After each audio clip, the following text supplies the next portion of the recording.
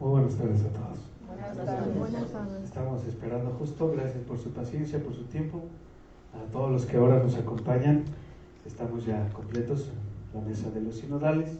Enseguida llega el padre Efraín, que va a acompañar este momento.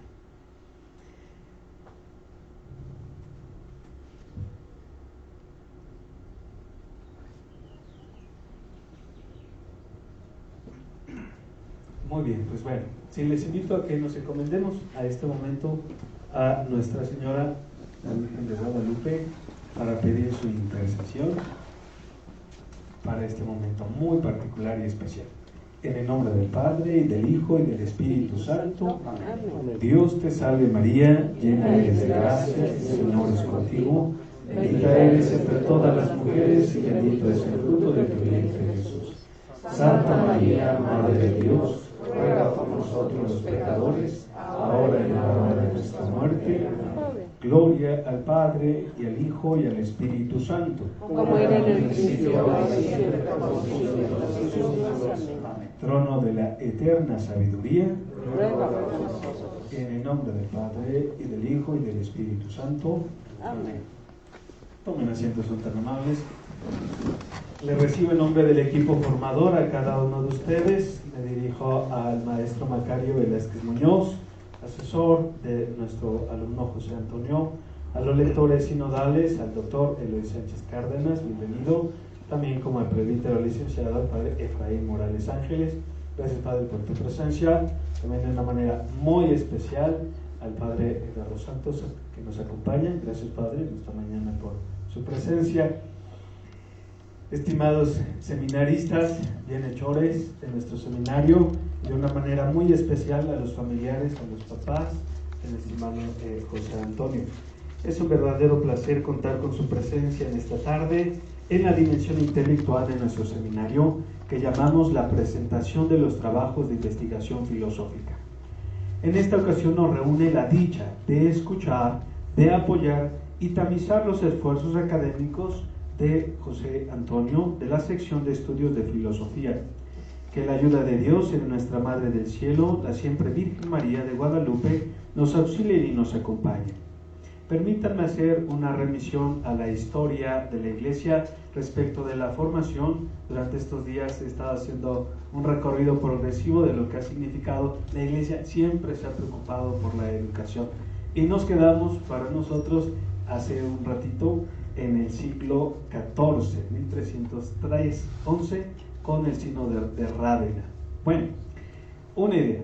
Con el correr de los años, debido al florecimiento y extensión de la ciencia, del arte y de la cultura, bien es cierto que medidas y enfocadas hacia la teología y el derecho canónico, fruto de la progresiva aunque atropellada apertura de Occidente, las escuelas catedralicias y monásticas y episcopales sufrieron un paulatino incremento de alumnos y pronto resultaron escasas en número, como también lo fueron los maestros que las regentaban. Fue necesario en consecuencia abrir más centros para dar cobijo y satisfacer la sed de cultura o de promoción social de los que se acercaban a sus puertas, lo que obligó a las autoridades eclesiásticas, obispos, en caso de ser delegados, laicos, a dispensar nuevas licencias para el ejercicio de la docencia, llamados licencia docenti, a aquellos que cumplían los requisitos, entre ellos la erudición, la madurez y la virtud probadas, los cuales fueron estipulados en los concilios tercero y cuarto del Letrán. Así se inicia la llamada adquisición de grados oficiales académicos y es el preludio de las universidades como las conoceremos después en el mundo moderno. Voy ahora, cierro esta idea, a presentarles el protocolo a seguir para este momento. En primer lugar, escucharemos una breve y muy sustancial presentación de nuestro alumno.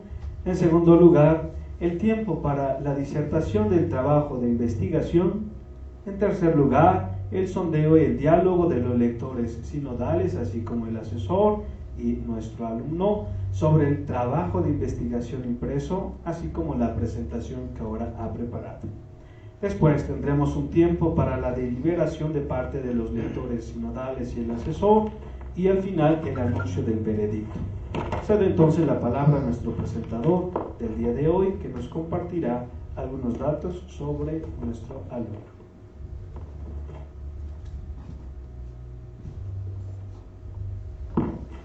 José Antonio García Guzmán. Nació el día 11 de septiembre del año 2000 en Atlacomulco de Favela, Estado de México. Es hijo del señor García Martínez Luis Antonio y la señora Guzmán Pérez Enriqueta. Pertenece a la comunidad parroquial de San Francisco de Asís, Chalchihuapan, Atlacomulco, México. Su formación académica inició en el preescolar Jardín de Niños María Trinidad de Sánchez Colín, en Atlacomulco, México. Su educación básica en la escuela primaria Miguel Hidalgo, en Atlacomulco. Su educación secundaria en la escuela secundaria oficial número 160, Mártires de Cananea. Posteriormente, ingresó al nivel medio superior en la escuela preparatoria anexa a la normal de Atlacomulco, Epuana. El 5 de agosto de 2018, emprendió su camino vocacional ingresando al seminario. El 6 de agosto de 2019, ingresó a la etapa del curso propedéutico y después, el día 12 de agosto de 2020, a la etapa de discipulado, filosofía, donde actualmente se encuentra cursando el tercer año. Hoy nos presenta su trabajo de investigación filosófica que lleva por título Hacia una reflexividad ética en el pensamiento de Enrique Dussel, bajo la guía del maestro Macario Velázquez Muñoz, quien ha colaborado en la realización de este proyecto. Brindémosle un fuerte aplauso.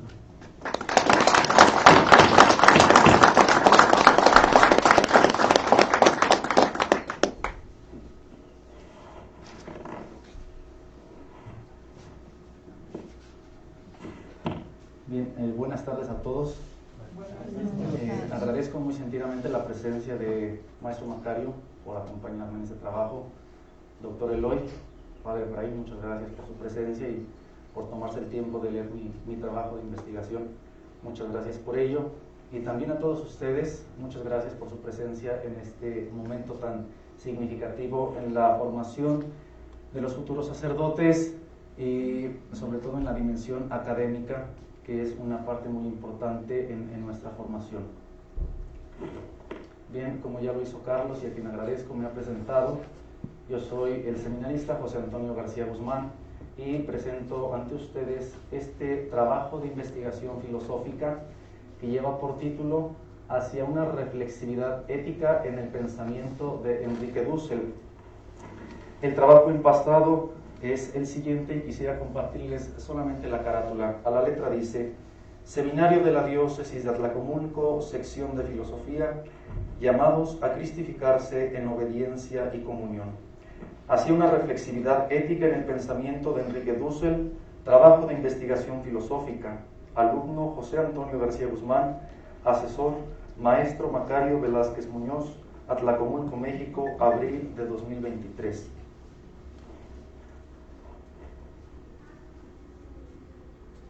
Bien, yo al iniciar los estudios de filosofía siempre es importante ver el rumbo por el cual uno quiere aterrizar su estudio, su investigación. Es por ello que ya a lo largo de estos 3 años y después de conocer las corrientes filosóficas, etcétera, pues decidí ahondar en el tema de la filosofía latinoamericana, sobre todo porque México es latinoamericano y son problemas latentes de nuestro continente. El propósito del trabajo es algo muy sencillo. Tratamos de lograr una conciencia en la persona, en el lector, que le permita dar cuenta de la realidad en la que vive mediante una reflexión ética en la propuesta de Enrique Dussel. A grosso modo, Enrique Dussel es un filósofo, aún vive, argentino, naturalizado mexicano, que ha consagrado su vida, ha consagrado su estudio a esta cuestión de la filosofía en América. Tener una identidad propia y reconocer el pensamiento filosófico de América Latina como legítimo. El trabajo de investigación consta de 3 capítulos. El primer capítulo se basa en un contexto en el desarrollo de la filosofía latinoamericana, de la filosofía de la liberación y de la ética de la liberación, que es lo que nos corresponde en el trabajo de investigación.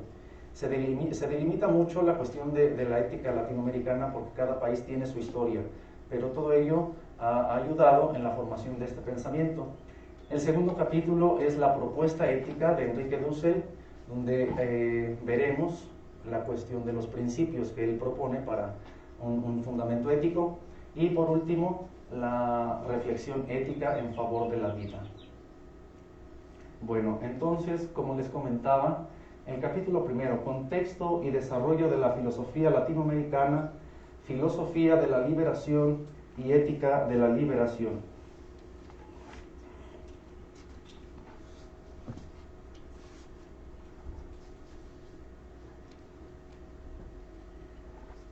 La filosofía latinoamericana. Nosotros estamos acostumbrados, tenemos en nuestras mentes, en todos nuestros sistemas, un sistema occidental, ¿no? Es lo que se nos ha enseñado siempre. Pero ahora la cuestión latinoamericana alude a dos aspectos importantes. En primer lugar, que es un pensamiento filosófico hecho por los propios latinoamericanos, y que este pensamiento está encaminado de acuerdo a las necesidades que imperan de parte de este continente, a las exigencias propias.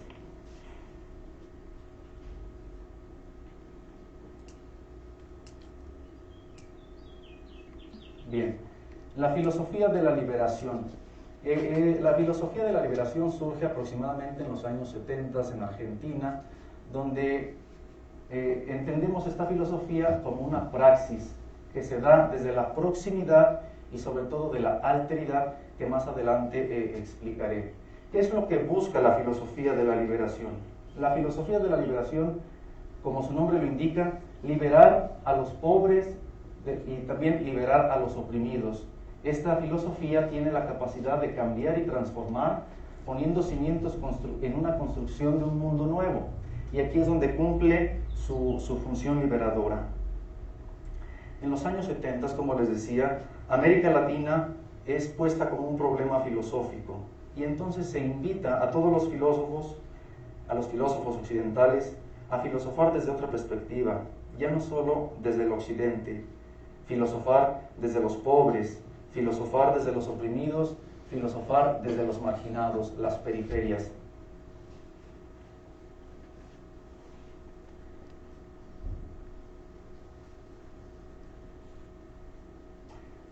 Posteriormente, la ética de la liberación es una rama de la filosofía de la liberación.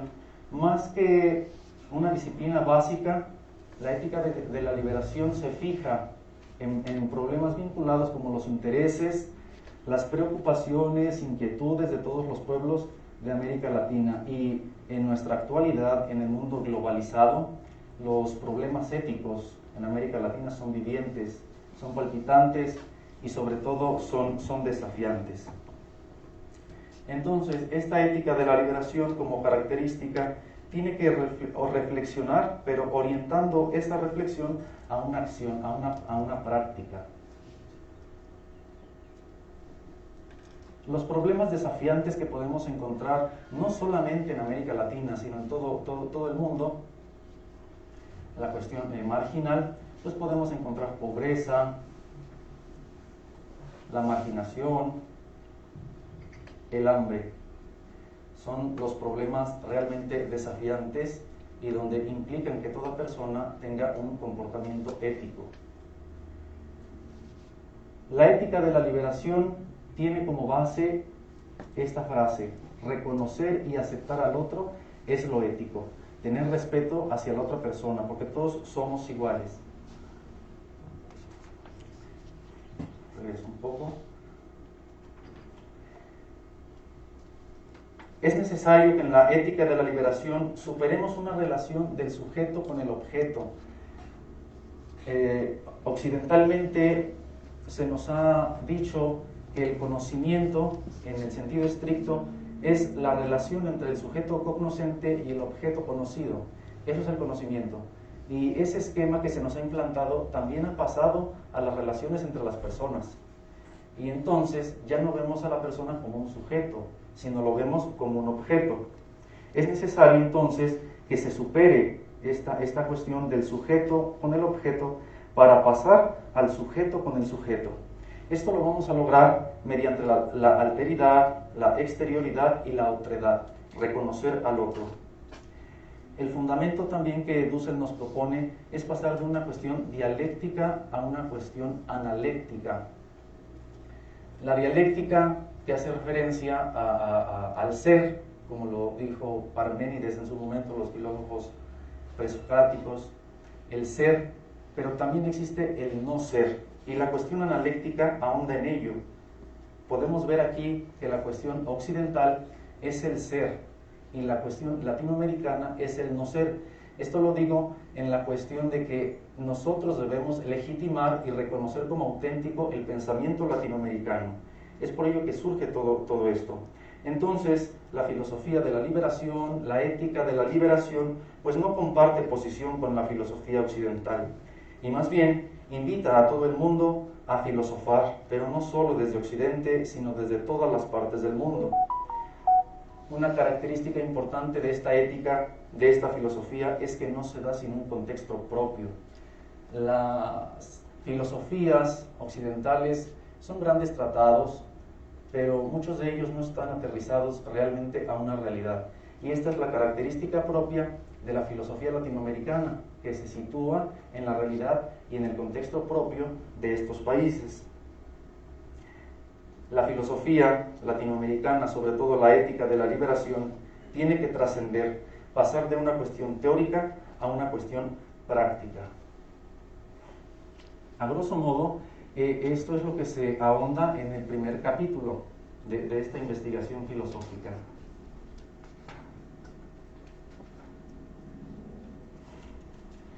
El segundo capítulo es la propuesta ética de Enrique Dussel. En este aspecto, yo utilicé este texto que es la obra más importante de Enrique Dussel hasta en la actualidad, y que pues aquí está prácticamente toda su aportación filosófica. Es Ética de la liberación en la edad de la globalización y de la exclusión.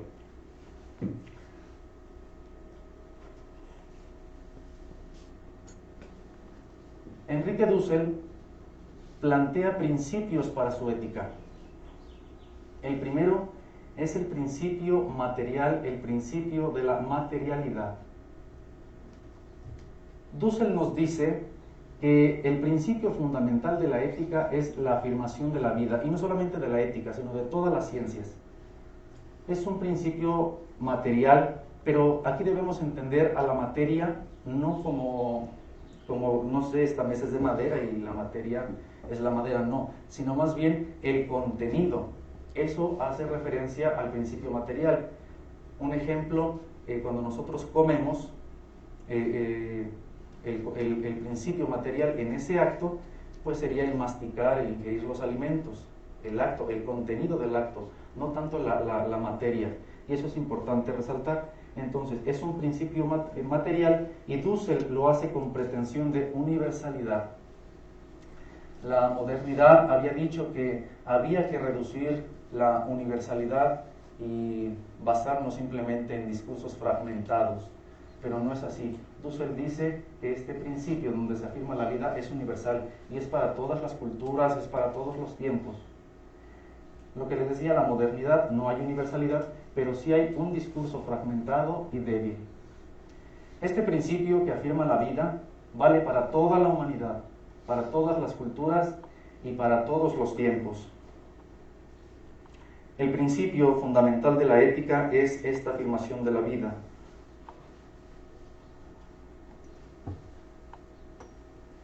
La ética entonces se justifica en esta frase: no puede haber un acto bueno o una institución justa si no se afirma en primer lugar la vida. Y esto se pasará ya al tercer capítulo que ahondaré en un momento, donde realmente pues nuestro mundo atenta contra la vida en estos sistemas que tenemos en el mundo, el sistema capitalista, etcétera. Realmente hay un atentado contra la vida. Entonces no podemos decir que tenemos un acto bueno, que somos una institución justa, bondadosa, cuando realmente no se tiene en primer lugar la vida. Este fundamento no solamente es para la ética de la liberación, como les decía, sino para todas las ciencias.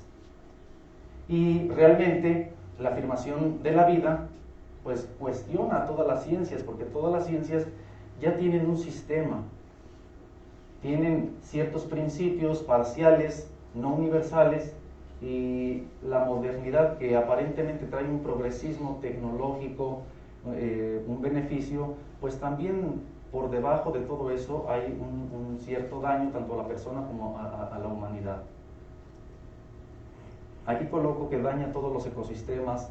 Los ecosistemas no solamente es el medio ambiente, sino un ecosistema aquí educativo, formativo, la familia, etc. Posteriormente viene el principio de lo formal. Este principio es complemento del anterior, del principio de la materialidad, solamente que este alude a la aplicación ya de esa reflexión ética. Ahora vamos a pasar a la aplicación. Si lo material es el contenido del acto, como les explicaba con el ejemplo, lo formal se ocupa en describir la manera y cómo se va a efectuar eso en el actuar humano, en su propia acción. Y aquí lo importante de este principio de lo formal es el reconocimiento del otro como igual. Aquí no hay cabida para la violencia, todo se debe realizar en pro del otro, del oprimido, del marginado. Es importante reconocer al otro y conocer su realidad. Nosotros, el mundo en el que vivimos, la globalización, nos hace ser un tanto indiferentes ante el sufrimiento de los demás, ante el sufrimiento de los otros. Y eso hace que no lo reconozcamos. Pero es necesario conocerlo, y esto lo vamos a hacer mediante el diálogo, mediante la conexión, la interacción. No es lo mismo que yo le pregunte a alguien cómo te llamas y me dice simplemente su nombre, yo me quedo igual, no sé nada de su vida. Pero cuando empieza ese diálogo, ese reconocimiento, empieza a conocer uno la historia de la persona y entonces puede actuar. Lo importante es eso, el reconocer al otro como un igual, como una persona que tiene dignidad. Este criterio de la factibilidad se puede definir en uno de sus momentos de la siguiente manera. Se trata de proyectar, de efectuar o de transformar una norma, un acto, una institución, un sistema de eticidad, pero no se debe dejar de considerar las condiciones de realmente si es posible realizar aquello. Y por último está el capítulo 3, que es la reflexividad ética en favor de la vida.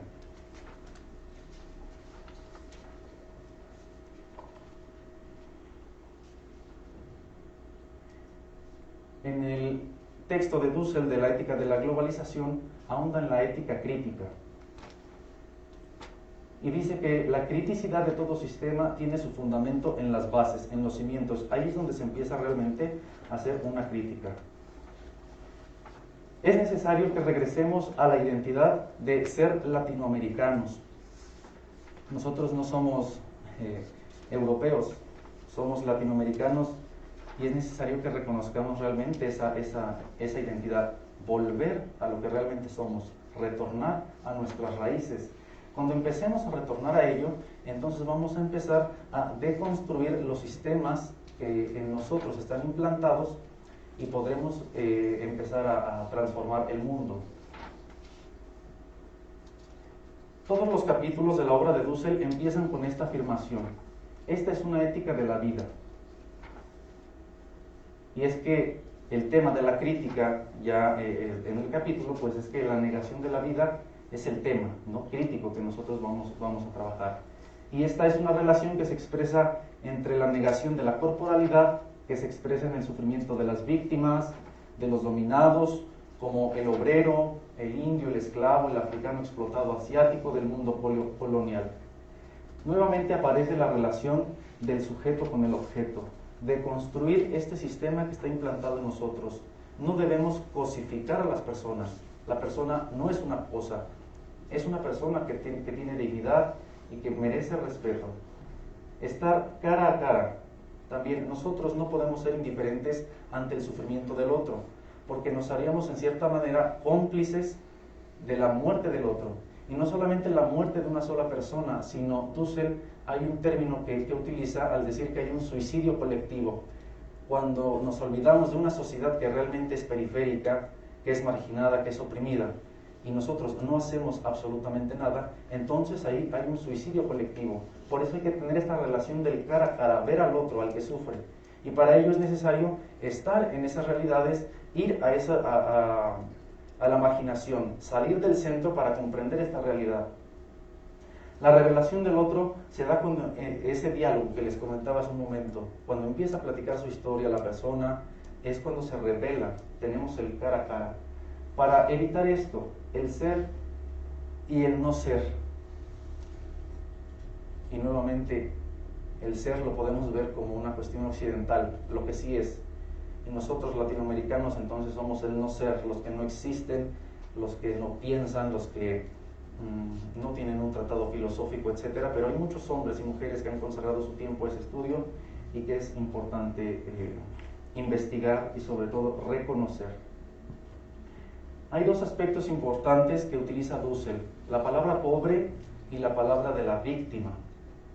El pobre no solamente es en un contexto económico, al pobre lo vamos a ver en una cuestión realmente antropológica, todo lo que abarca en la educación, en la cultura, en la familia, también en lo económico.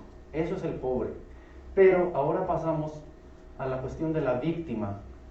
Dussel empieza hablando del pobre y después se traslada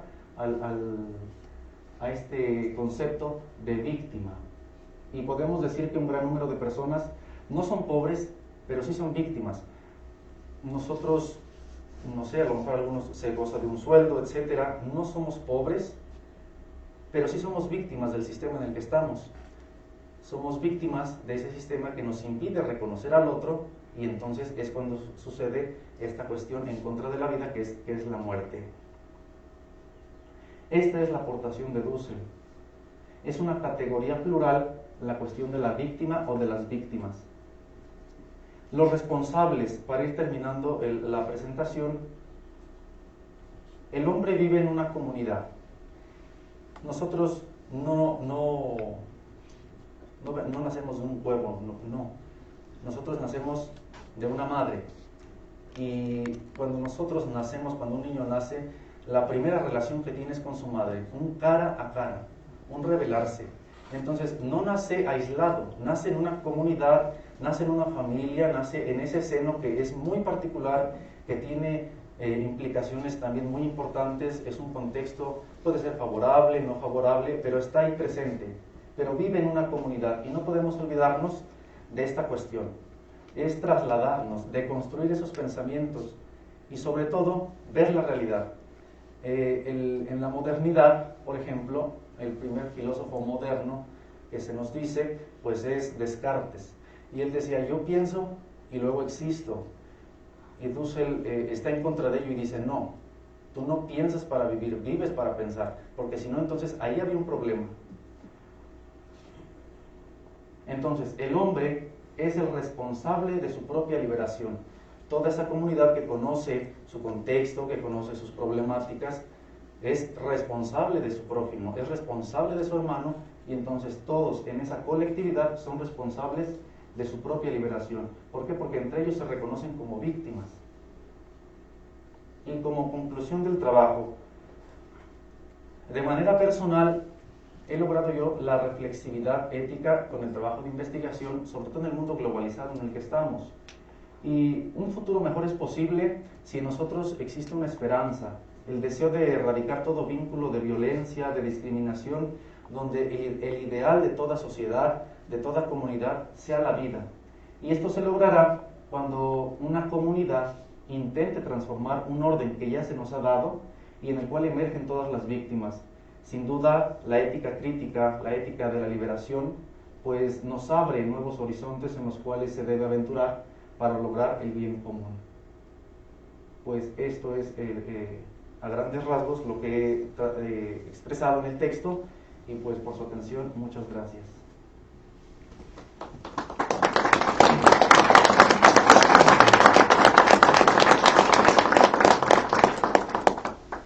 Bien, pues muchas gracias, Antonio, por tu presentación. Vamos ahora al segundo momento, un sondeo, el diálogo de parte de la mesa de los sinodales junto con el alumno.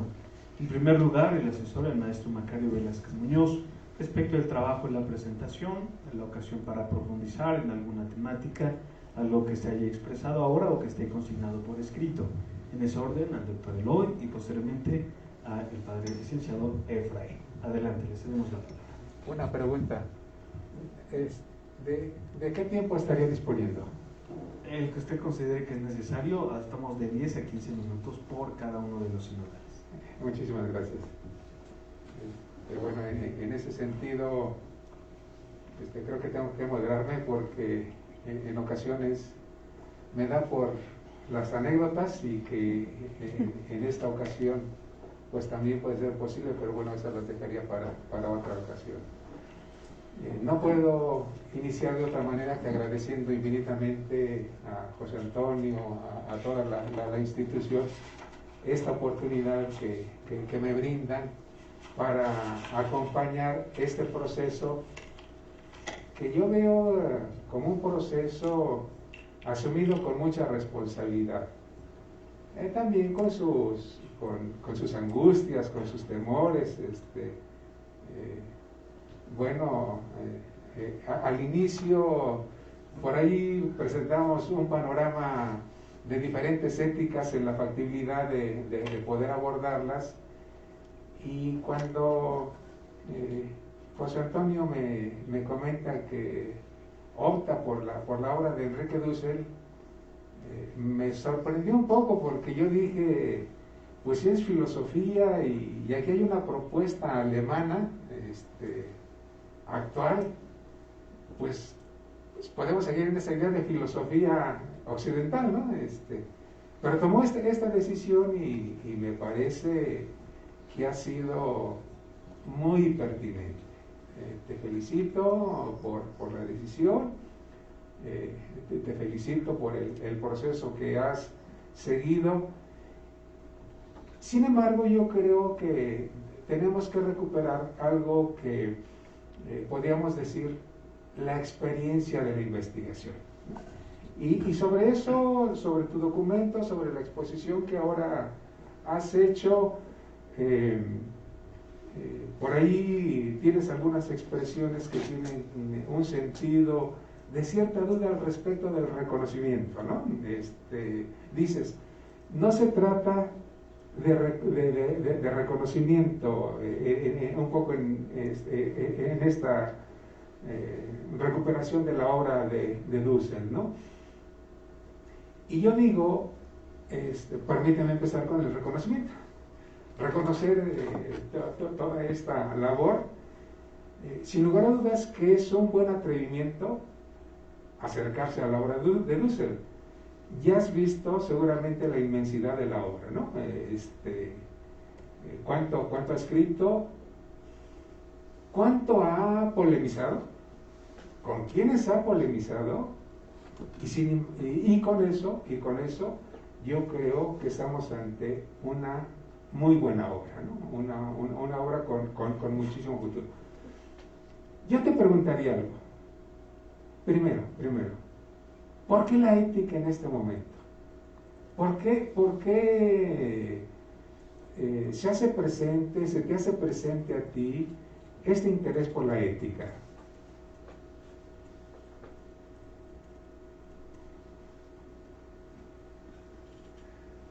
Maestro Macario, muchas gracias por la felicitación.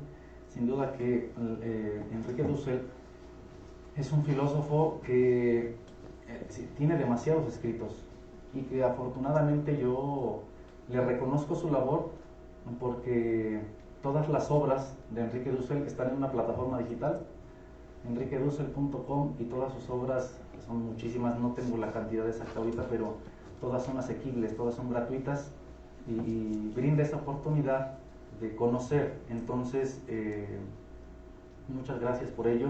Y sí, la obra de Dussel es infinitamente grande, tan solo este texto, pues abarca muchas cosas. Al principio las eticidades de todo el mundo, antes occidentales, pero bueno, son otros temas.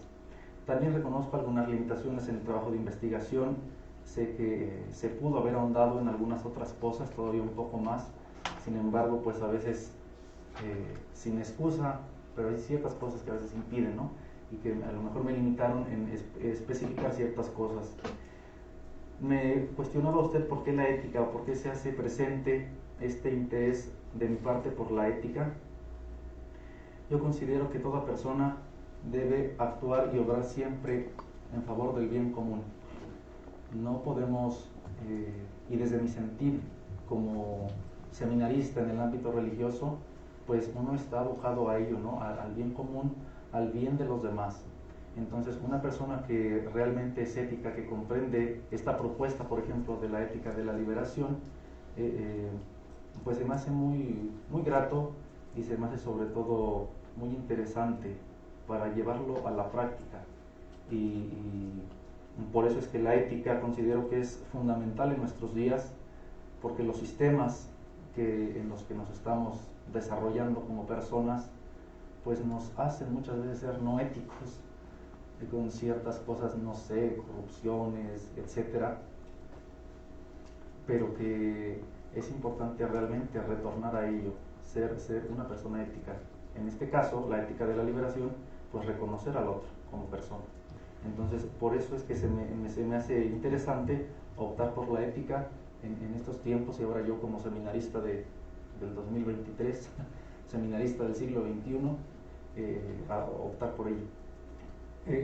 Un poco más allá. En tu exposición, en el trabajo, haces referencia al suicidio uno y otro al suicidio colectivo, ¿no? ¿Qué es lo que podías ver más grave allá del suicidio colectivo? ¿De qué otra manera se podría conceptualizar esta situación que evidentemente atenta contra la vida, ¿no? ¿En qué época estamos viviendo? ¿Cuál es el espíritu de esta época? Que insisto, bueno, obliga a mirar la ética, ¿no? Y si esta ética un poco está atravesada por estas racionalidades de suicidio colectivo, más allá de qué cosa puede haber.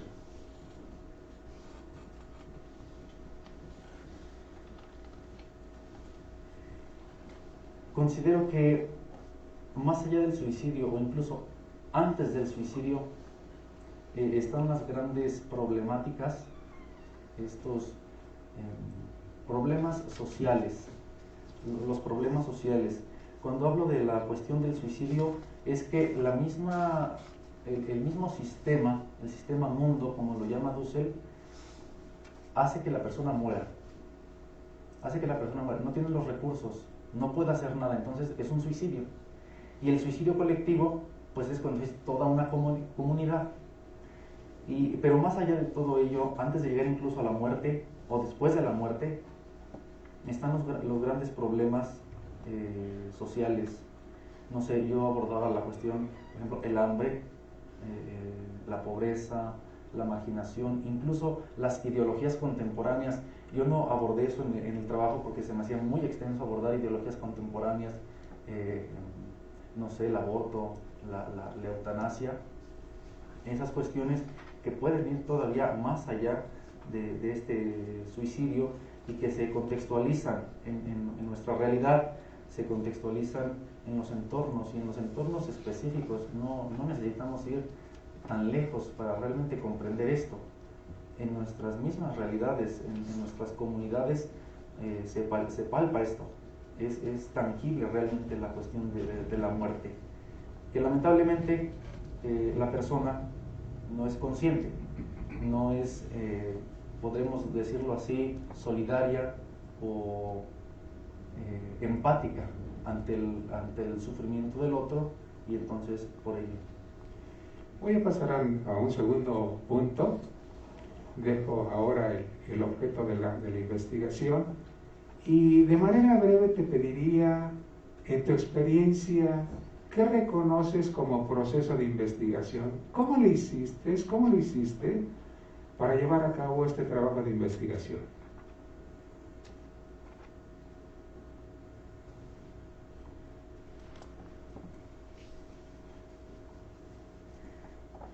Comentarle que al principio se me hizo algo complejo. Se me hizo algo complejo por el hecho de que el mismo Dussel dice, una persona que no conoce la filosofía, que no se le ha hablado de filosofía y se le presenta la filosofía latinoamericana, es muy fácil de que la comprenda, porque en su mente no tiene esos sistemas, ¿no? No sé, por ejemplo, aquí en el seminario llevamos la cuestión histórica, ¿no? Una filosofía clásica, una filosofía moderna, medieval, moderna, contemporánea, incluso la posmodernidad. Y bueno, ese es el sistema, ¿no?, que nosotros tenemos. Pero cuando yo me topo con la obra de Dussel, con todo lo que él aborda, es otra propuesta. Entonces, al principio de esta experiencia en el trabajo de investigación, se me hizo un poco complejo tratar de comprender realmente eso, porque se nos dice, todo empieza en la cuestión clásica, ¿no? Y Dussel dice, no, antes de los griegos ya existía una filosofía. Es una cuestión eurocéntrica que hay que deconstruir en nuestras personas, y se me hizo también a la vez complejo, pero también interesante comprender esa realidad, y sobre todo que nos reconoce, nos legitima a nosotros como latinoamericanos. Entonces, leyendo las obras de Dussel, como les decía, son todas gratuitas en su plataforma de internet. Yo traté de conseguir las obras en físico, se me hace más sencillo leer en los textos, y es digerible en cierto punto su reflexión filosófica, su filosofía. Pero ya cuando Dussel, permítanme esta expresión, se apasiona en lo que está escribiendo, entonces se va haciendo un tanto más complejo lo que nos dice. Pero ese trabajo de investigación empieza con la cuestión histórica, como en la presentación. Los primeros textos que utilizo son de historia, del pensamiento filosófico latinoamericano, y posteriormente ya son estos, realmente la ética de la liberación, para una ética de la liberación, y ensayos sobre la ética de la liberación, 14 tesis de ética, que son textos sí un poco densos, sobre todo en las páginas, pero esa fue realmente como fui realizando el trabajo. En la parte de la teoría, haces referencia explícita a una noción, pero ¿qué sensación te dejó encontrarte con el concepto principios éticos? La categoría de principio en esta y por supuesto en algunas otras propuestas teóricas, ¿qué dimensión le concedes a esto de los principios?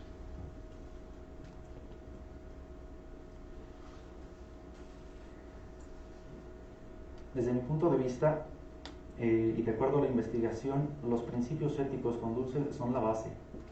Son la base, y bueno, el principio nosotros lo vamos a ver como dentro de la ética, no, como un cierto paradigma que tenemos que seguir. Insisto, es una propuesta ética, es la propuesta ética que él nos ofrece, y esta noción de principios alude a la cuestión realmente de una realidad, y yo así lo traté de comprender, de reflexionar en el trabajo.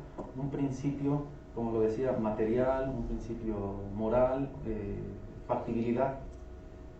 Entonces yo pongo a los principios éticos realmente como la base del pensamiento filosófico de Dussel, los cimientos realmente de su ética, los cimientos de toda su investigación, su aportación a la filosofía.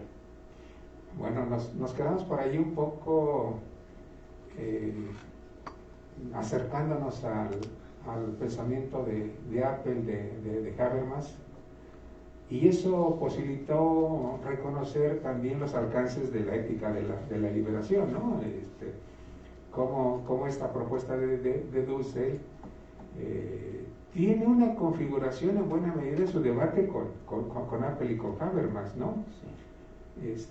Pero ¿no crees que si hubiéramos ido un poquito más atrás y recuperar la propuesta de Kant hubiese ayudado un poco más? Con respecto a Apple y Habermas, es la propuesta de la ética del discurso. La ética del discurso, donde un problema ético, un problema de una sociedad se va a resolver mediante el diálogo. Es lo que proponen, y sin duda que como base el pensamiento de Kant hubiera marcado otros horizontes en el pensamiento de Dussel. Pero yo considero que esta cuestión en este debate que tiene Apple y Habermas también es realmente importante, aunque a ciencia cierta no sabría cuál hubiera sido el alcance si hubiera sido el fundamento Kant. No tanto el fundamento, sino que nosotros hubiéramos traído un poco más la propuesta de Kant para identificar de mejor manera por qué el principio material, por qué no el principio formal, por qué no poner por delante el principio formal, que creo que Kant es muy ilustrativo en ese sentido, ¿no? Sí. Sino poner por delante el principio material, sí, una parte formal, pero anclada a lo material, y bueno, luego el principio de la factibilidad, ¿no? Un poco en ese sentido, ¿no? Que nos pudiera ayudar a comprender más la trascendencia de por qué el principio material, ¿no? Eso. Y bueno, antes de terminar,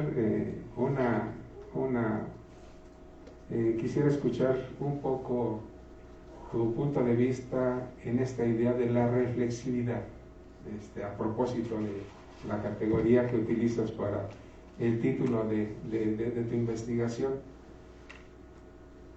Pero ahora sí, como tú insistes, no teórica, no la reflexividad teórica, sino práctica.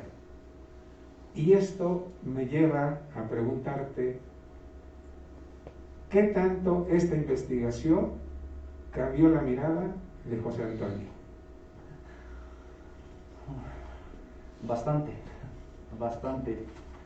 Considero que al hablar de la cuestión latinoamericana y esta categoría de una reflexividad ética latinoamericana, cambió mi manera de pensar, mi manera de ver mi realidad, sobre todo en el ámbito en el que yo me encuentro, porque esto exige, además de un reconocimiento, algo práctico. Realmente no nada más es conocerlo, porque podemos tener toda la teoría, tenerla en la mente, ¿no? Pero cuando nosotros no tenemos una aplicación de eso que nosotros sabemos, pues entonces no tendría sentido, ¿no? Entonces, realmente cambió esta investigación mi manera de ver en el sentido de las periferias, en el sentido de la marginación, y en este sentido, el magisterio, por ejemplo, del Papa, ¿no? Es un argentino, el Papa Francisco, y por ahí hay ciertos paralelismos con esta filosofía latinoamericana, ¿no? Que el Papa dice, ¿saben qué? Hay que optar por los pobres, no hay que construir muros, más bien hay que construir puentes, no muros separatistas, ir a las periferias, dice el Papa, y menciona al Papa por el sentido en el que estoy, ¿no? Religioso.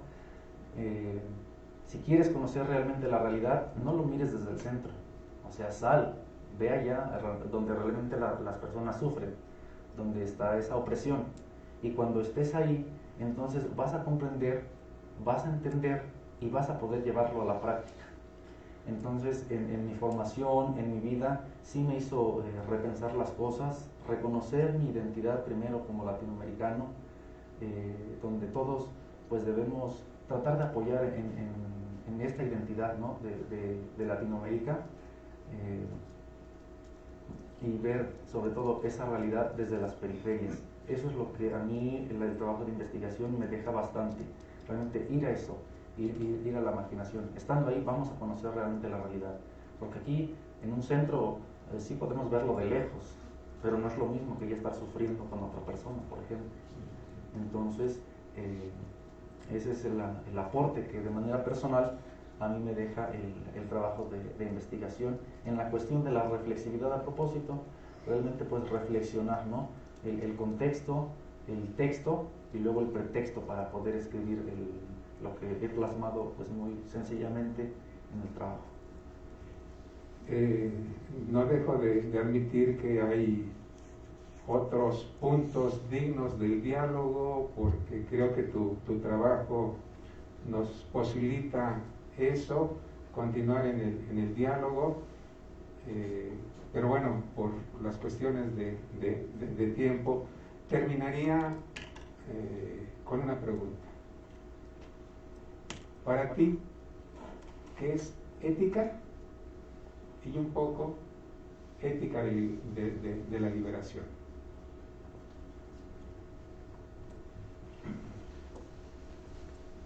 Bueno, ante esta cuestión, ¿qué es la ética? Les digo, nosotros tenemos en la mente la ética, la ciencia que se encarga del estudio de la bondad o maldad de los actos humanos, ¿no?, es lo que tenemos. Pero para mí la ética es aquella disciplina filosófica que le permite al hombre actuar de manera correcta. A lo mejor puede ser semejante a la que he mencionado, pero ya pasando a la ética de la liberación, es un proceso en todo sentido, social, epistemológico, un proceso que permite realmente una liberación, que permite una deconstrucción, que permite tomar un nuevo rumbo, tomar un nuevo rumbo, que ciertamente esto pondrá en serios dilemas a las personas, ¿no?, incluso a nosotros latinoamericanos, esta ética, pero para mí es ello, un proceso en el cual el hombre puede actuar de manera correcta, pero no de manera individual, sino en una colectividad. No podemos pensarnos nosotros como seres individuales, sino más bien en una colectividad. Muchísimas gracias, José Antonio. Reitero el reconocimiento, la felicitación por este proceso que has llevado a cabo. Veo que te deja múltiples enseñanzas, y bueno, a mí también me permitió una muy grata experiencia. Gracias, Padre José Luis, por esta oportunidad de permitirme participar de esta experiencia. Muchas gracias, maestro. Doctor Eloy, tiene usted la palabra. Adelante, por favor. Muchas gracias. Buenas tardes a todos. Buenas tardes. Bueno, antes que nada, muchas felicidades, José Antonio, por tu trabajo, tu investigación. Es producto de un esfuerzo que se dedica mucho tiempo, ¿no?, horas de lectura y de redacción. Ya nosotros nomás vemos aquí la última partecita ya bien hechicita y todo, pero atrás de esto está toda una desveladas, redacción, corregir, capturar, un proceso de investigación, ¿no? Se ve que está detrás del texto que presentas aquí. Y también quisiera agradecer la invitación al padre José Luis por permitirme la lectura de este trabajo de investigación.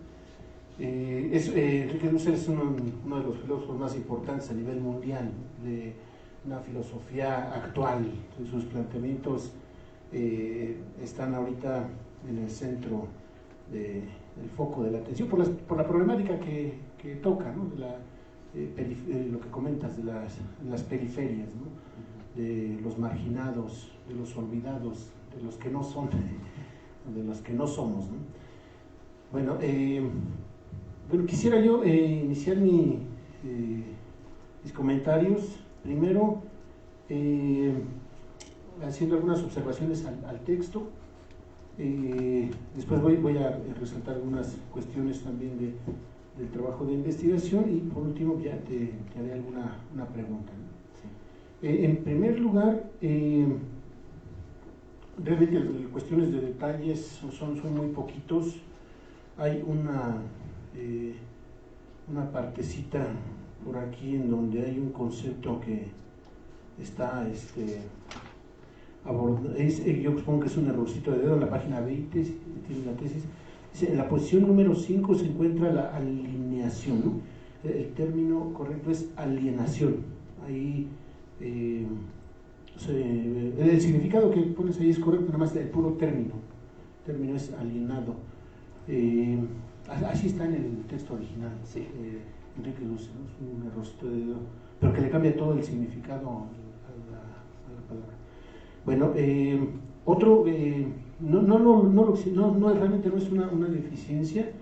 Yo creo que el texto está compacto, está muy bien estructurado, pero lo personal, a lo mejor a mí me hubiera gustado ver un poquito más los antecedentes teóricos de Dussel, ¿no?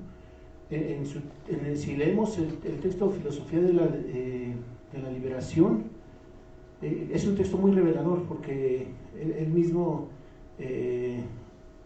señala ahí, de hecho es un texto que no tiene citas, no tiene notas a pie de página, y lo aclara él porque fue cuando se vino exiliado a México y se dejó en biblioteca allá en Argentina, ¿no? Fue perseguido por lo que después sería la dictadura en Argentina, ¿no? Que fue una situación terrible. Es decir, él fue víctima de lo que sería el sistema político, ¿no? Ahí fue una víctima Enrique Dussel, y efectivamente el texto no tiene citas, pero vemos, obviamente él hace mención de los autores y todo, pero detrás de ese texto hay un filósofo alemán, es Martin Heidegger. De hecho, el término de construcción que utiliza constantemente es un término heideggeriano, lo explica en el parágrafo 6 de Ser y Tiempo, Martin Heidegger, y es lo que plantea Enrique Dussel, ¿no? Entonces, una de las cuestiones que me surgieron es efectivamente cómo se plantea una decolonialización, una deconstrucción, pero desde la misma filosofía que se está criticando, ¿no? Se critica el eurocentrismo, pero se retoma un pensamiento de un filósofo que es estrictamente, Heidegger plantea una concepción totalmente diferente, ¿no? No se enmarca en la modernidad al estilo de René Descartes y Kant, ¿no? Precisamente es una crítica, ¿no? Yo creo que esa es una de las cuestiones, cómo iniciar un nuevo planteamiento desde un filósofo europeo. Pero la filosofía heideggeriana no se reduce a la filosofía moderna, ¿no? La dialéctica sujeto-objeto, de hecho es lo que critica Heidegger, ¿no? Entonces, sí, a lo mejor efectivamente es un autor que está ahí detrás de este pensamiento, y yo en lo personal hubiera querido que se ahondara en ese concepto, pero no le quita mérito a la tesis. Yo insisto en que es un texto muy bien estructurado, y de hecho creo que el centrarse de esta manera en los planteamientos de Enrique Dussel le da una riqueza muy buena a tu investigación, ¿no? Pero sí, nada más era como comentario, ¿no? Este concepto de deconstrucción hay que tenerlo ahí presente porque es un concepto clave dentro del pensamiento de Enrique Dussel, que lo va a estar trayendo constantemente a colación. Y como observaciones, efectivamente, insisto en esto, el trabajo está muy bien estructurado, muy bien sintetizado, los conceptos que serían los más relevantes, y hay una partecita al final en el capítulo 3 que me llamó mucho la atención. Está en la página 41, voy a citar el primer párrafo. Dice: el proceso ético empieza a tomar forma cuando existe una responsabilidad con el que sufre, ¿no? un tomar cargo de lo que le sucede al otro. No tendría ningún sentido solo el ver la realidad de lejos si no hay un inmiscuirse en tal contexto. La persona ética está asignada por el deber ético a responsabilizarse de la víctima, ya que la conoce y es partícipe de su dolor y marginación. Creo que es un muy buen planteamiento, recupera muy bien este planteamiento ético de Dussel. Y efectivamente hay una deconstrucción también aquí en la cuestión ética en relación a los dos principales pensadores que han planteado éticas de forma sistemática, ¿no? El caso de Aristóteles y el caso de Immanuel Kant, ¿no? Obviamente esto que estás planteando aquí, si revisamos a Aristóteles, se ubica en la razón, ¿no? La deliberación acerca de los fines de la vida humana, sí plantea lo del juicio moral en situación, pero este planteamiento de Enrique Dussel va que no se quede solamente en la pura razón, ¿no? Sino que se vaya a la práctica, a la relación con el otro. Sí, también ahí el pensamiento de Levinas está presente, ¿no?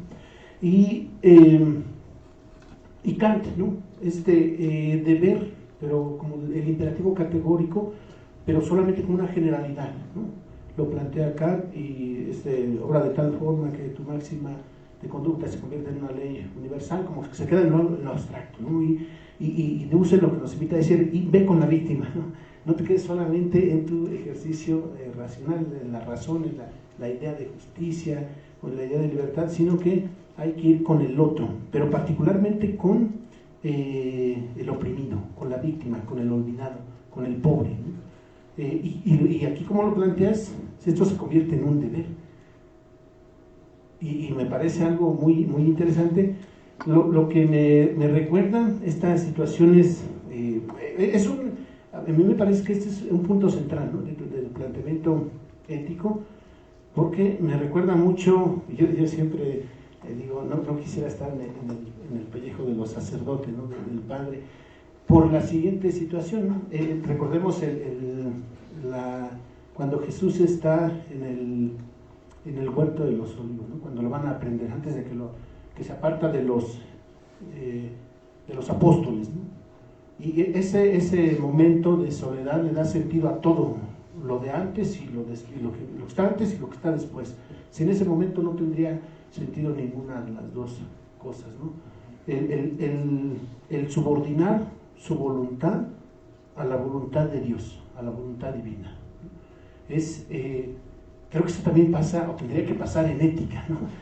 A veces no solamente los sacerdotes tendrían que ser así, ¿no? Creo que todos como seres humanos tendríamos que subordinar nuestra voluntad a la voluntad del otro, de la voluntad del deber con el otro, ¿no? A la voluntad de Dios, que Dios es Dios con el otro siempre, ¿no? Bueno, por eso te digo que no quisiera estar en el pellejo de los sacerdotes, porque siempre se encuentran en estas situaciones, y a veces más de lo que uno quisiera, ¿no? A veces son situaciones en donde se encuentran absolutamente solos y no están los familiares, a veces no están los amigos, no están los compañeros, ¿no? Es una situación muy, muy complicada, pero que esta propuesta ética creo que va también por ahí, va por ese mismo sentido, y efectivamente, como lo comentaste, el Fratelli Tutti del Papa Francisco coincide en muchos planteamientos con la ética de la liberación de Dussel, ¿no? Creo que está ahí presente la misma temática, ¿sí? Y bueno, yo quisiera cerrar después de todos estos comentarios con una pregunta que tiene que ver con la cuestión filosófica que planteas aquí, pero también con la cuestión religiosa, ¿no? Es decir, el trabajo de investigación filosófica es fundamental en la formación religiosa, ¿no? Por la historia que tiene la relación entre la teología y la filosofía, ¿no? Desde la antigüedad, ¿no? Desde Platón realiza ejercicios filosóficos, lo mismo que Aristóteles, pero detrás también de ellos tienen una reflexión acerca de lo divino, de lo sagrado, ¿no? Y toda la Edad Media, pues ya sabemos la historia, ¿no? Una relación entre la filosofía y la teología. La filosofía queda subordinada a la teología, y la época moderna igual, continúa con un debate, ¿no? Realmente no se pueden separar filosofía y teología, además de que el ejercicio de reflexión filosófica proporciona una perspectiva también muy diferente, ¿no? Bueno, estos planteamientos que tú señalas aquí en esta ética propuesta por Enrique Dussel, ¿cómo tú los llevarías, o cómo te imaginas tú llevándolos a cabo en tu práctica sacerdotal, ¿no? Porque si vemos un poquito a lo mejor de fondo y somos más estrictos, pareciera ser que socialmente el sacerdote está ubicado en una clase social muy bien posicionada. Entonces no estaría en la cuestión de la víctima o del oprimido, ¿no?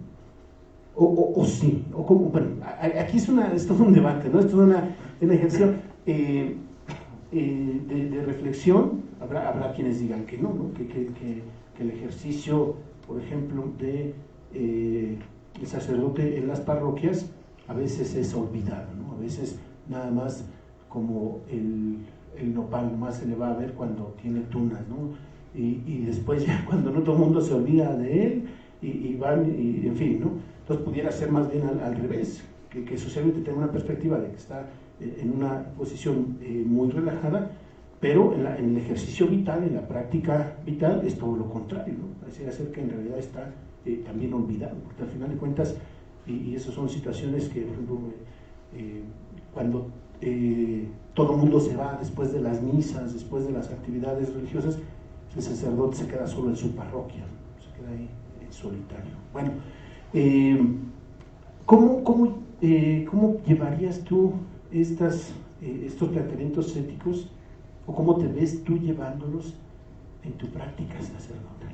Es la pregunta a la que quería llegar, ¿no? Gracias. Muchas gracias, doctor Eloy, por su apreciación muy completa de toda la cuestión que usted me comentaba, los antecedentes teóricos de Dussel, que sin duda son ellos los que usted comentó, aunque también algunos antecedentes históricos, ¿no? También pudo oír esta cuestión de cuando Dussel hace esa expedición por Europa, que incluso él mismo la narra literalmente y comparte esa experiencia, y se da cuenta, dice, no, yo no soy una cuestión occidental, soy una cuestión latinoamericana, pero antes de eso él aborda la cuestión, esto es una cultura semita, ¿no? Y es una cuestión histórica, una cuestión histórica. ¿Cómo llevarlo en este sentido, toda esta propuesta ética a ya un ministerio sacerdotal en alguna comunidad parroquial? No quiero sonar yo un poco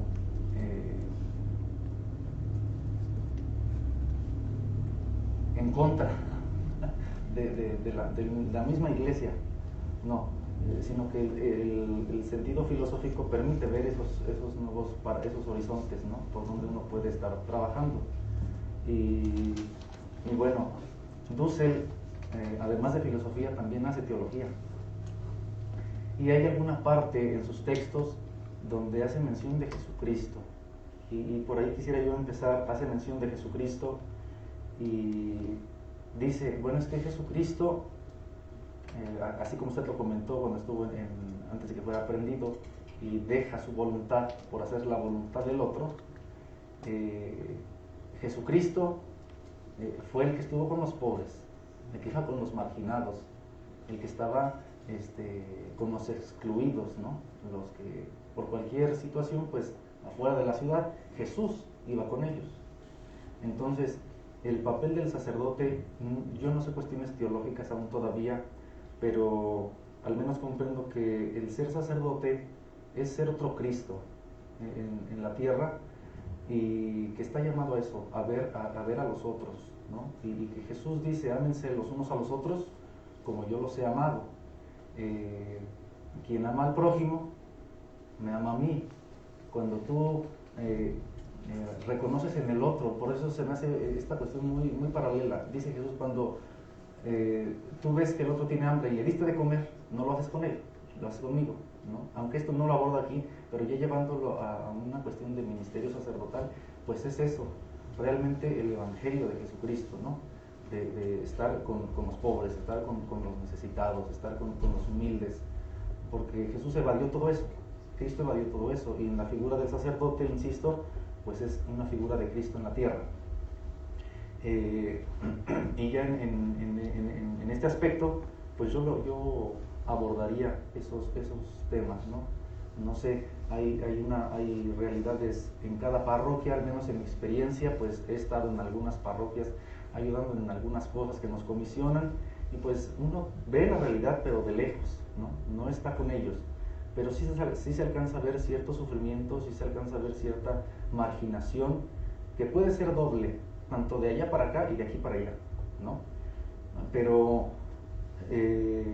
aplicando los principios éticos que aquí yo propongo, pues básicamente es eso, hacer el evangelio, porque yo no quise atreverme a escribir en el trabajo de investigación que Jesucristo fue un filósofo liberador, no, pero él estaba en contra de todo el sistema, ¿no? de aquel tiempo, con tal de ver al que realmente sufría. Entonces, ya en un ministerio sacerdotal, pues considero eso, realmente la práctica de lo que Jesús dice, de lo que Jesús invita. Y terminando con el mismo ejemplo que usted decía, no se hace mi voluntad, se hace la otra. Entonces ahí se está viendo que en mi vida también implica el otro, no nada más soy yo, porque si fuera yo, entonces nos convertiríamos, o me convertiría en una persona egoísta, y pues eso no es, no sé si alcanzo a responderle. Sí, muchas gracias. Excelente, gracias a Víctor Eloy. Nos cedemos ahora la palabra al padre Efraín Morales. Adelante, padre. Gracias. Buenas tardes a todos. Buenas tardes. José Antonio, pues siguiendo la misma dinámica de lo que ya se te ha dicho, comienzo pues felicitarte por este esfuerzo filosófico, por este ejercicio filosófico, como ya bien lo mencionaban, que no es de un día para otro, sino que requiere pues de mucho tiempo, esfuerzo, trabajo, y constato la felicitación de que pues has leído suficiente para podernos presentar esta tesis, ¿no? Por lo presentado, por lo que has plasmado en esta tesis y por lo que te han dicho, constato que ha sido un trabajo que se muestra progresivo y que en todos, al menos en lo general, manifiesta una coherencia temática, ¿no? Y quiero simplemente mencionar algunas cosas, pero apelando a la experiencia de la cual el maestro hablaba, ¿no? De la experiencia que conlleva el realizar un trabajo de investigación, ¿no? Porque a mí me ha dado la oportunidad, y agradezco al Padre que me haya permitido pues leer el resultado de este esfuerzo. A mí me ha dado la oportunidad de aprender, ¿no? Constantemente estamos en esa apertura, ¿no? De aprender, de seguir aprendiendo, y este trabajo me ha ayudado a mí a aprender algo, ¿no? Porque se estudia ética no para saber de ética, sino para ser personas éticas, ¿no? Para que nuestros actos sean buenos, cada vez mejores, ¿no? La filosofía nos ayuda en esta cuestión práctica. Y tú has manifestado a lo largo de esta investigación, sobre todo en el segundo momento de el capítulo segundo de tu tesis, de que hay que pasar de la cuestión teórica a la cuestión práctica. Y yo creo que ese es el resultado final a la que tú quisiste llegar en el término de esta tesis, ¿sí? En el marco de esto que te estoy diciendo, ¿no? Solamente una cuestión, me hubiese gustado, ¿sí? Pero pues no es una cuestión que quite el valor a este esfuerzo ético. Me hubiese gustado que en tu introducción hubiese señalado lo que señalas al inicio de cada capítulo, de aquello que vas a tratar, ¿no? De aquello que vas a decir en el capítulo 1, en el capítulo 2, en el capítulo 3, ¿no? Porque para mí eso es al leer la introducción me señala, me dice de qué se va a tratar esto, ¿no? Y como que atrapa la atención y la curiosidad. Me hubiese gustado a mí que hubieses puesto eso en tu introducción, pero te digo, no es una cuestión que quite valor a este esfuerzo, simplemente pues es una observación, ¿no? Y en base al primer capítulo, es una pregunta que quiero hacerte, porque parece ser que aunque no se manifieste claramente, ¿no? Pero yo quiero preguntarte a ti, ¿tú crees que exista permítame la palabra, o a lo mejor no sea la correcta, una emancipación o complejo respecto de la filosofía latinoamericana a la filosofía occidental, y que si es que existe, ¿tú crees que sea necesario un reconocimiento de esta filosofía?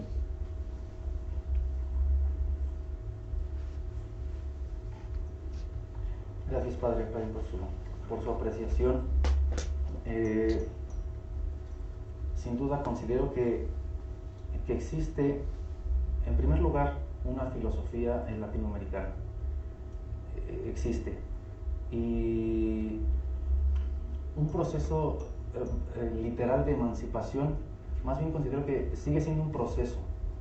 Sigue siendo un proceso del cual se está tratando de dejar, ¿no?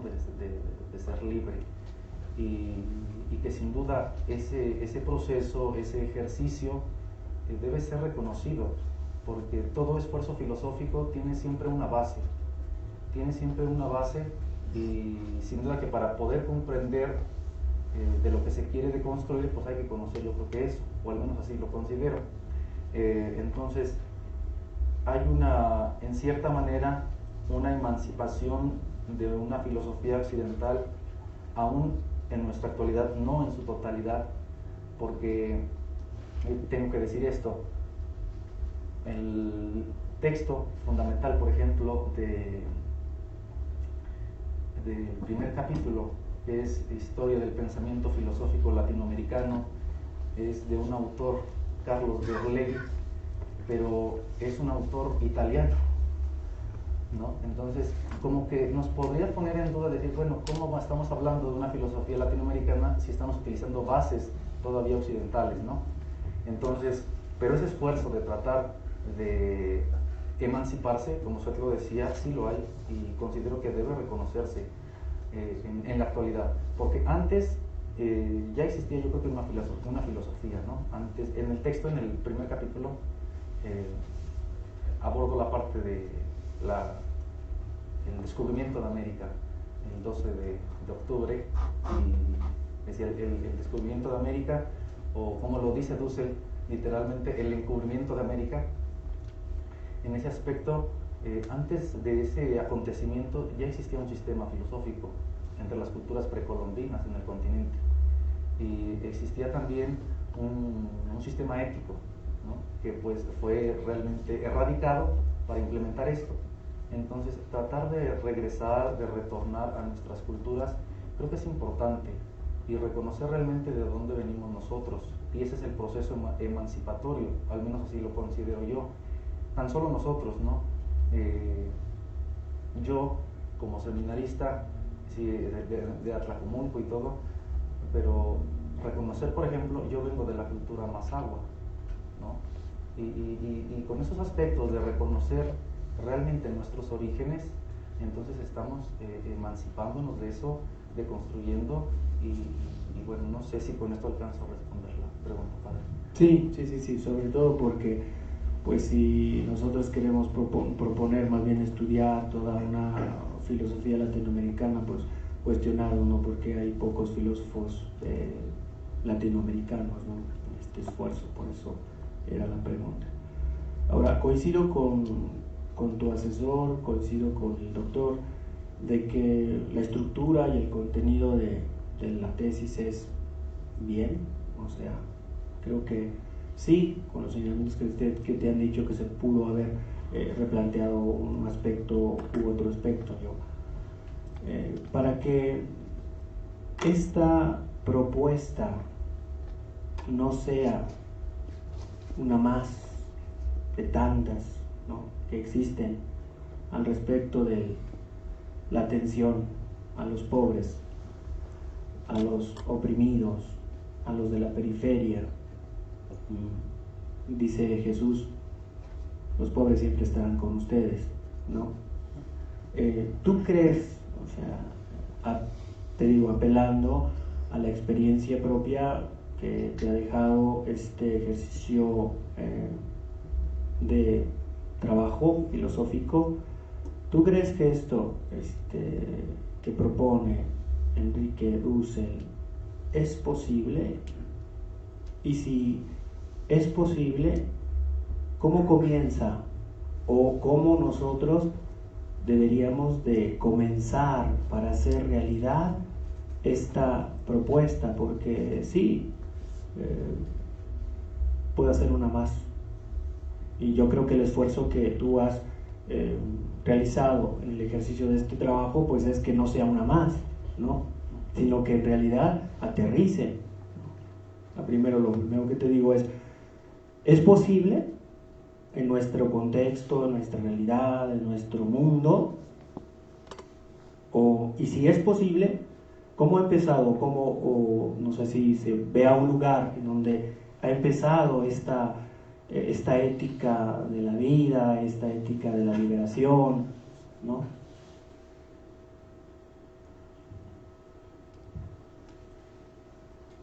Gracias, padre, por la pregunta. Sin duda que es posible. ¿Y cómo podría empezar? O más bien, o también podemos decir cómo ya ha empezado en nuestro contexto. Lo primero es el reconocimiento de nosotros. Por eso yo en el objetivo del trabajo era que quien conozca la obra, la propuesta ética de Enrique Dussel, en primer lugar se crea una conciencia. Se crea una conciencia de identidad.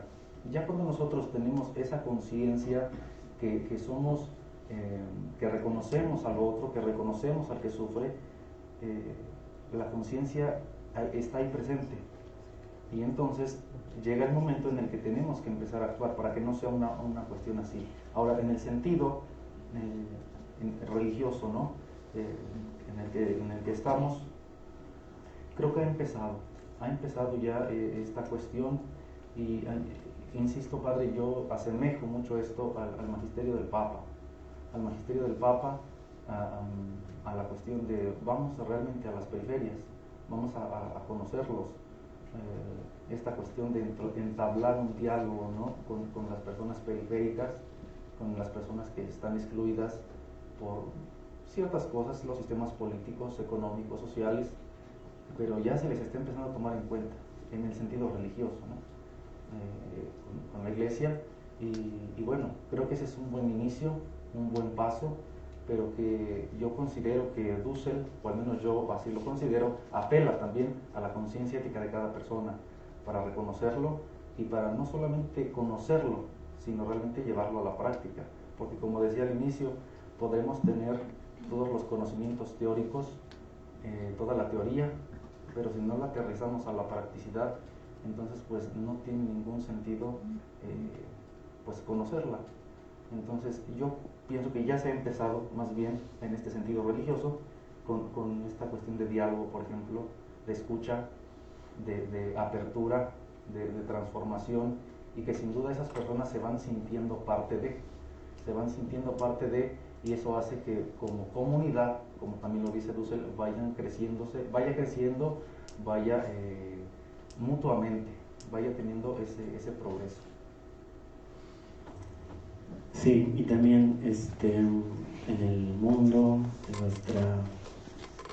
nuestra nación, ¿no? Sin entrar en cuestiones polémicas, ¿tú crees que esta propuesta ya también ha comenzado? Porque no somos del mundo, pero estamos en el mundo, ¿no? Y tenemos que interactuar con eso. ¿Tú crees que también en nuestra sociedad actual, en el contexto de nuestra comunidad, de nuestra diócesis, de las comunidades con sus grandezas, con sus limitaciones, ¿tú crees que también ya esto ha comenzado? Considero que nuestra diócesis, en este sentido, ya se ha comenzado, pero también, como lo abordo en alguna parte, también toda persona está sumida en un ensimismamiento, y eso es lo que tenemos que quitar. Entonces, en nuestra nación, en nuestra diócesis, considero que también está esta parte del reconocimiento, ya que hay muchas personas que son solidarias, instituciones, no podría citar ahorita alguna, pero instituciones que se encargan del bien común, y como decía, no es una cuestión, por ejemplo, católica, o una cuestión de alguna otra religión, o de algún partido político, no, sino que simplemente en la conciencia de la persona está el bien común, porque lo dice Dussel, esto es una ética de la vida, es una ética para todos los tiempos, para todas las culturas, no nada más específicamente para una, porque considero que la vida es lo más importante que tiene la persona, y ya en el sentido religioso, pues Dios la otorga, y cuando se tiene en el centro eso, y que pues hay muchas personas que están creando esa conciencia, y que se ve tan solo en los movimientos, por ejemplo, parroquiales, de labor social, de la marginación, todas esas cuestiones, también siento que ya se ha empezado, que necesita tener un impulso bastante grande, sí lo debe tener un impacto también en cada persona, en cada cristiano, ya si hablamos de la religión, pero sí, yo digo que también ya empezó. Muy bien, ya para terminar, hablando de los responsables de la comunidad, pues es responsable, ¿no? Dices tú que el hombre es responsable de su propia limitación. ¿Podrías mencionarnos algunas cuestiones o qué es lo que limita a este hombre para no acelerar esta liberación?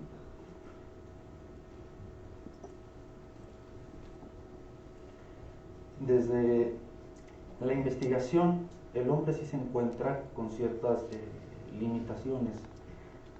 Alguna es tan solo el sistema, porque cuando una persona trata de hacer un cambio, una, dijéramos, revolución de todo el sistema que está, siempre va a haber una implicación, y la limitación puede ser ese mismo sistema que no le permite realmente realizarlo o llevarlo a la práctica. ¿Por qué? Porque el sistema está lleno de cosas que no son muy buenas, y que en este caso a la persona, al hombre que trata de realizar ese proceso, se encuentra con las limitaciones, incluso las mismas limitaciones en la misma comunidad. Digo, esta es una cuestión práctica y la vivimos entre nosotros. Cuando, no sé, alguien tiene una propuesta y nadie la apoya, pues no tiene una trascendencia, ¿no? Por ejemplo, una limitación, el apoyo. Digo, esto es una cuestión práctica, y por eso menciono estas cosas: la limitación del apoyo, la limitación del mismo sistema, los apoyos, no solamente morales, por ejemplo, sino los apoyos económicos, sociales, del que el mismo sistema impide para la realización de ello. Es por eso que el hombre sí es responsable, pero también se encuentra ante limitaciones o permítanme esta expresión, se encuentra con esas pequeñas piedras en el camino que lo hacen tropezar en cierta manera, ¿no? Que lo hacen tropezar, pero que eso puede erradicarse para poder construir realmente, como lo decía al final, un mundo mejor, un futuro mejor, donde la afirmación sea para todos la vida. Reiterarte mi felicitación, sobre todo porque, como te lo dije al principio, me dio la oportunidad de poder conocer, ¿no? Este trabajo que has presentado. Coincido con los demás profesores que tiene para más, ¿no? Muchas felicidades. Gracias, padre. Bueno, pues muchísimas gracias a nuestra mesa de sinodales. Vamos ahora a dar el espacio para la deliberación del veredicto sobre el trabajo y la presentación de José Antonio. Son tan amables, entonces pasamos a la sala de maestros, a quienes nos acompañan aquí en la sala, como también en el Facebook. Si son tan amables de su paciencia, unos minutos, y enseguida estamos aquí con ustedes. Gracias. Gracias.